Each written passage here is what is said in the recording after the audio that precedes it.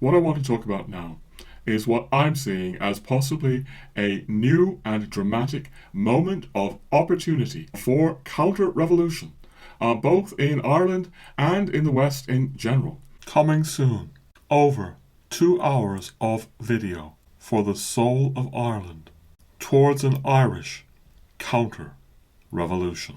Anglo-American culture has robbed people of understanding the Catholic world. We now face a grave situation whereby Anglo-American culture dominates the planet. All this has been poignant and painful for me since coming to live in Ireland.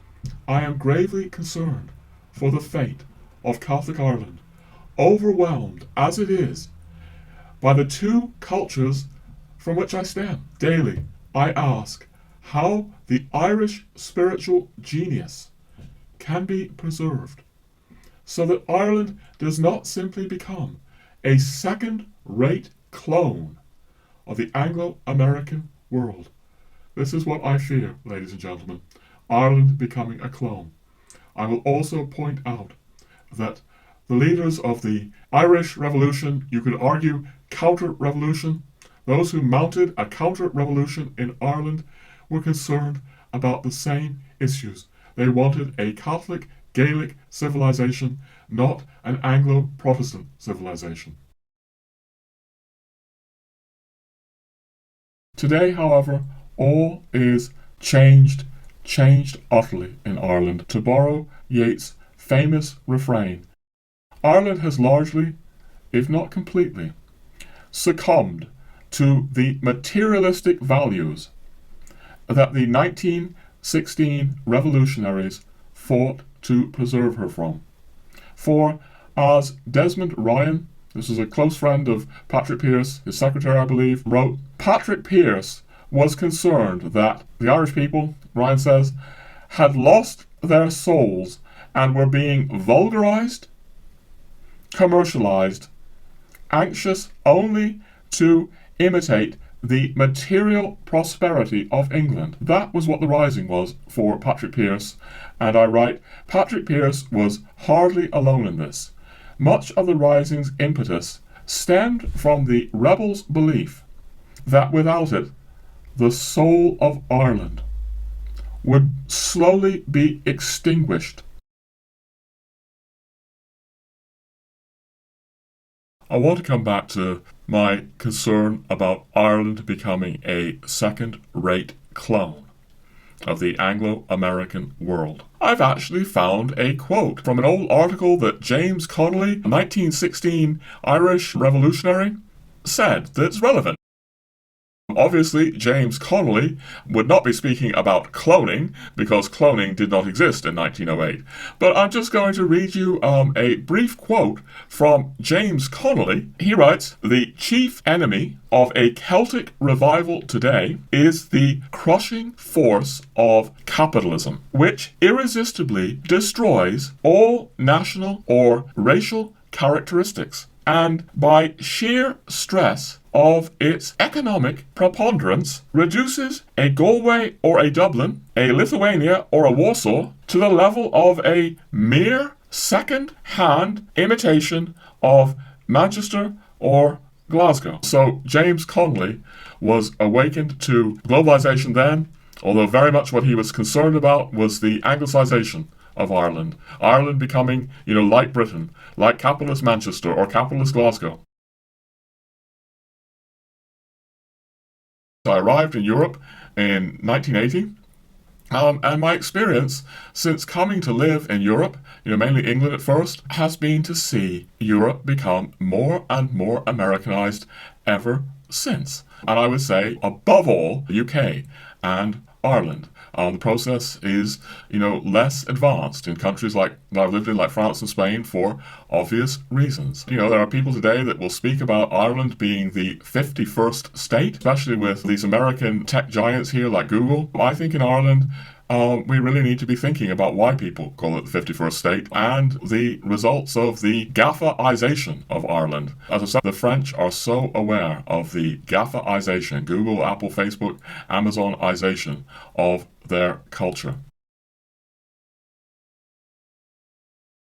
Clearly, people like Enda Kenny and Leo Varadkar have a lot to answer for. Nonetheless, it is often remarked how much the young have transformed Irish culture, abandoning the faith of their fathers. And the young, along with by now middle-aged Irish elites, have grown up in an age wherein Ireland became awash in British and American media like never before. Thus, for example, the rock stars who pervaded these generations' formative years were above all British, but also American.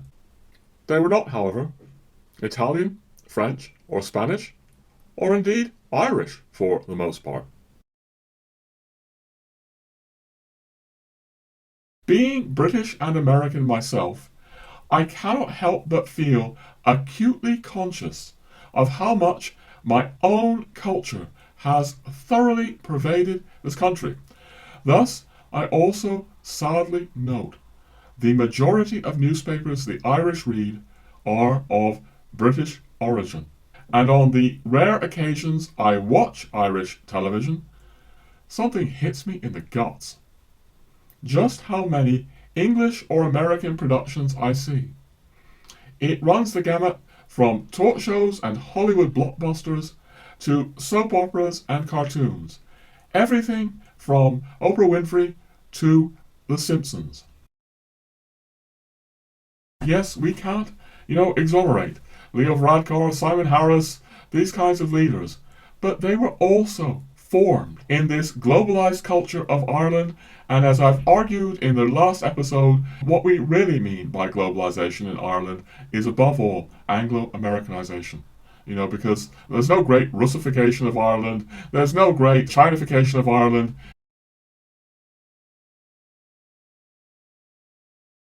I just want to quote you something that's quoted in another one of my books, my Big Core Jesu book. And what I want to quote to you is a letter that a young Irishman wrote to me, this is only like 10 years ago, speaking about his generation. He had, I think, found his way back to the Catholic faith when he wrote me this, but clearly he had been failed in his youth.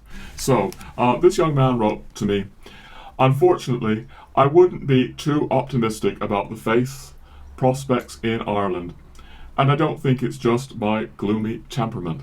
Among my own generation of 20-somethings, there is contempt or indifference. Religious education programs are fatuous. I certainly didn't take it seriously then. Virtually no one of my generation has been catechized in any meaningful way. My friends' ideas about Christianity are often ideas picked up from American TV, which actually refer to Protestantism." He goes on to say that he sees something different in the rural West, but even along the west coast of Ireland, which I regard as the last bastion of civilization, the new generation is being mentally and spiritually shaped by Anglo-American media culture. Now, just to be fair to Anglo-American culture, he's invoking different factors here. There's the failure of Irish catechesis. There are many factors in the mix here, including, I would very much suggest, Vatican II. I don't just want to pin this all on the Anglo-American media culture, but I found it very telling that in speaking to his 20-year-old something friends, what they were thinking about Christianity wasn't Catholicism, it was Protestant stuff that they had picked up from the Anglo-American world. And because I grew up in that world, and I know what I was given about Christianity really drove me to the New Age, I am concerned. I'm going to bring up something. I've got something up here on the screen. This is from a secular Irish commentator, I think. Zip codes, TV shows, and brunch. Ireland is a land of copycats. And the subtitle is, "Ireland just can't stop copying Americanisms. And we're just going to read one paragraph from her. There are many American traditions that we slowly adopt over the years. Nickelodeon had a lot to answer for in the late 1990s as Irish children began to develop inexplicably strong US accents, and the country was met with an epidemic of juvenile eye rolling and answering whatever to almost everything. I have strong memories of saying duh about 400 times a day thanks to Sabrina the Teenage Witch. Ladies and gentlemen, Americanisms like duh or whatever are but the tip of an iceberg. What I'm really concerned about is, the cultural, Protestant, anti-Catholic thinking that still lurks within this media, and that this is one of the key factors transforming Ireland, along with the New Age, which again I say is, above all, an Anglo-American phenomenon. It's very hard to nail down the effect of the New Age in Ireland. Partly because the New Age, as I say, is such an amorphous and difficult to define phenomenon. New Agers rarely speak about the New Age movement anymore. They used to. Look for words like wellness, spirituality, mindfulness. There you'll get a sense of how the New Age movement, with its roots in Anglo-America, is tearing through Ireland.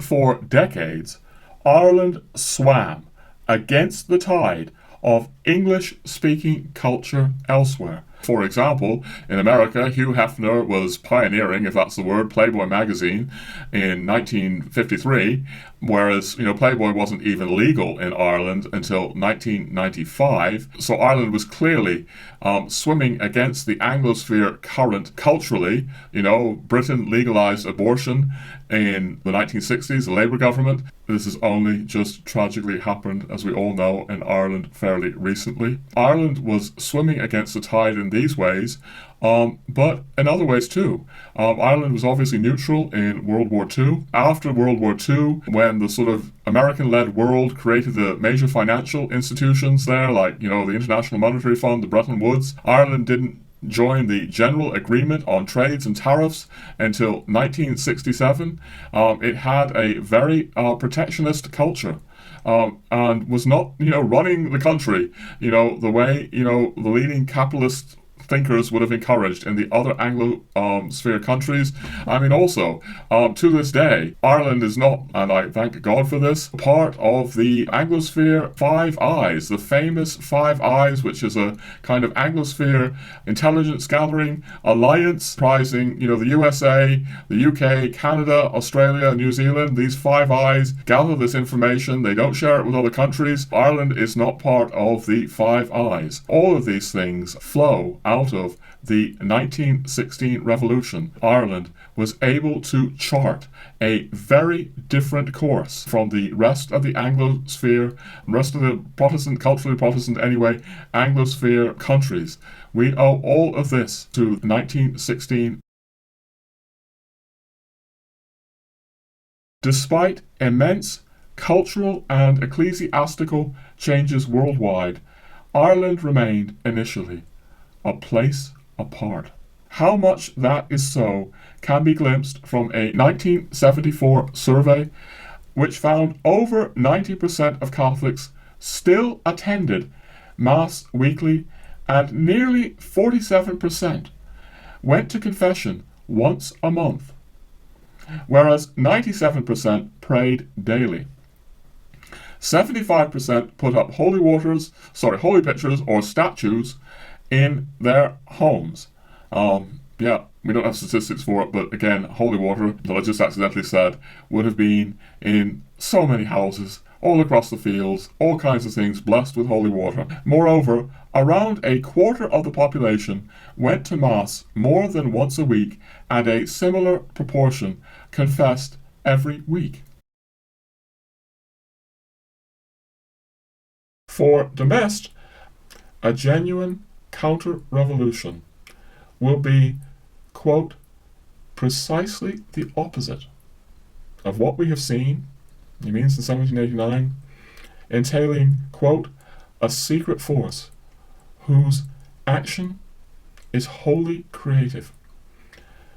Personally, all this puts me in mind of prayer and the holy sacraments of the Church, as well as sacramentals like the Rosary, holy water, and consecrating the home to the Sacred Heart of Jesus, all of which are fundamental to the Catholic culture which once thoroughly pervaded Ireland. De Maistre, I'm sure, will concur. He was instrumental in forging a profoundly Catholic counter-revolutionary current of thinkers and pious people who desperately sought an alternative to the secular, materialistic ethos that has now triumphed in today's world. We've been seeing in Chartres how Catholic France makes itself visible through these great processions, from Paris to Chartres.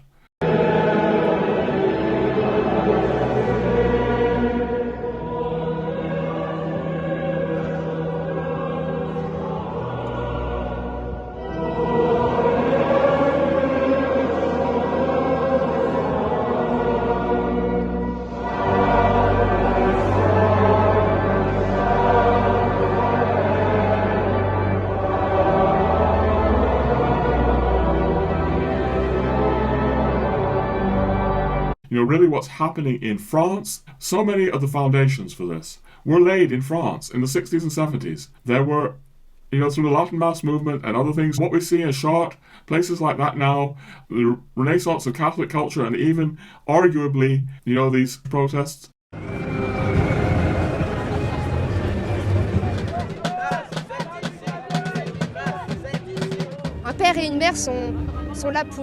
A father and a mother are there to give life, to teach and to pass on. They need a well-established structure to pass on everything to their children.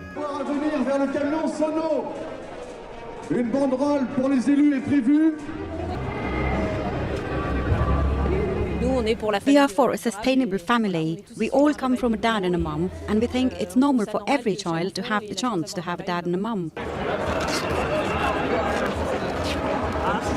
All of that rests on efforts made 40 or 50 years ago. The ideal of counter-revolution is not violence, but it is resistance. Resistance that is intense and committed. Resistance can take many forms. One of the things that I am so moved today that I see starting to happen in Ireland is Catholic families home educating their children to protect their children from the horrendous things going on in the mainstream education in Ireland. Counter-revolution can take so many forms, but the key to it all is prayer. And of course, the sacraments. And on this channel, I encourage people to receive the sacraments as frequently as possible, because it will put fire in you. It will also heal you. But to return to the traditional Catholic patterns that shaped Ireland that we spoke about earlier, where Catholics went to Mass daily, or they prayed their rosary. These patterns will save Ireland. We need to pray for Ireland and participate as deeply as we can in the sacraments, frequently as we can, and the sacramentals like the Rosary, holy water. This is at the utter core of a genuine counter-revolution. This preview, being merely clips, has necessarily been somewhat disjointed and lacking. I hope then you may join me for the full 2-hour plus episode coming soon towards an Irish counter-revolution. Also, there are links down below to my books, as well as our Buy Me a Coffee page. If you can support our work this way, we would be most grateful.